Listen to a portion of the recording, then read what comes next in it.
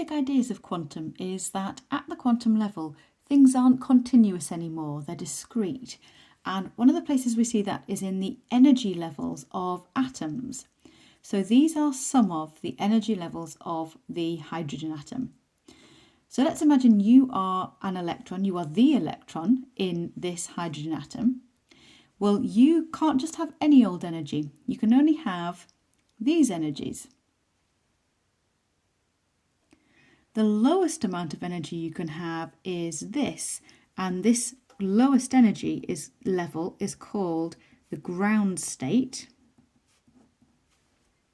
And why is it negative? Because this is the energy you lost when you joined the hydrogen atom. And so it's also the energy you would need to be given in order to escape the hydrogen atom again. And if you were to do that, if you were to escape the hydrogen atom, then it would become a hydrogen ion. And so this is called the ionization energy of the hydrogen atom. The energy required to make its electron escape and turn it into an ion. So here's you with minus that energy. And we're saying that if you got given this energy, then that would take you up to level 0. So minus 21.8 plus 21.8 equals 0. So that's you up to the top there, and you are free. But you could have also been given 16.35 times 10 to the minus 19 joules, and that would have been enough to get you from this level up to that level. Or if you'd been given 19.38 times 10 to the minus 19 joules, that would have been enough to get you from the ground state up to this level. But interestingly, if I had given you an amount in between there, so if I had given you, say, 18 times 10 to the minus 19 joules, you wouldn't have gone anywhere. You wouldn't have absorbed that energy. You will only absorb the energy if it's exactly the right amount to get you to one of the other levels, or if it's enough to actually get you out the atom altogether. And that's what we mean by discrete energy levels. You can't have any old energy. You can only end up on one of these levels.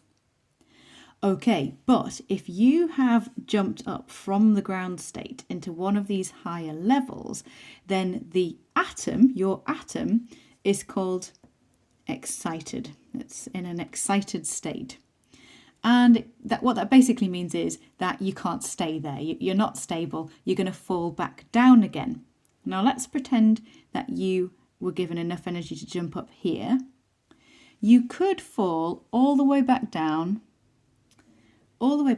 in one go, and that means that you would be losing 19.38 times 10 to the minus 19 joules as you did so. And how would you lose that? Energy can't vanish, so where does it go? Well, when you lose that energy, the way you lose it is by emitting a photon of light. And so you will emit a photon that has this energy. But the energy of a photon is equal to hf. So if I'm saying that the energy of the photon is that, then I can calculate what the frequency of that photon is going to be, which is in the ultraviolet range. So our photon will be an ultraviolet photon. But you could also have fallen down in two different steps, because remember, you are allowed to have that energy. So you could have fallen down to there first and then fallen down to here.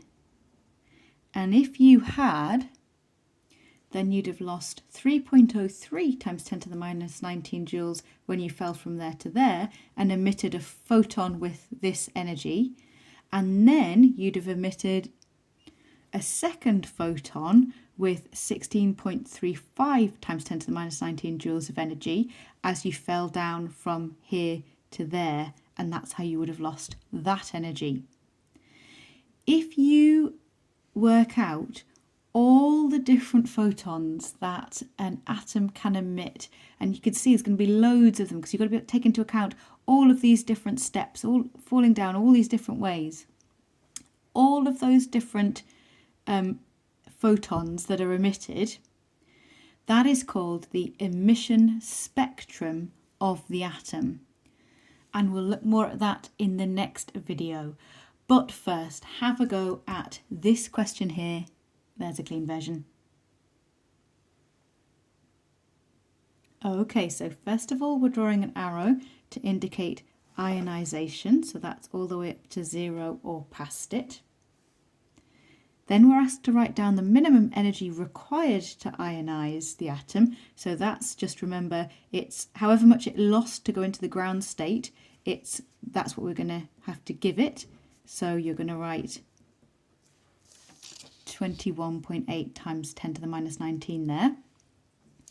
And then for the next bit, show that the energy change between levels required for the emission of that photon is this. So if it's that photon we want to emit, then the energy of that photon is this. And putting all the numbers in, you get that. Don't forget to leave an unrounded answer because it's a show that question. And finally, it asks us to draw an arrowed line to show which transition, so which energy level do we need to fall down and from and to in order to emit that wavelength there. So we're looking for a gap of this many joules. And so we can see that it's this transition here. It's not exactly right, but remember we're not using exact numbers elsewhere.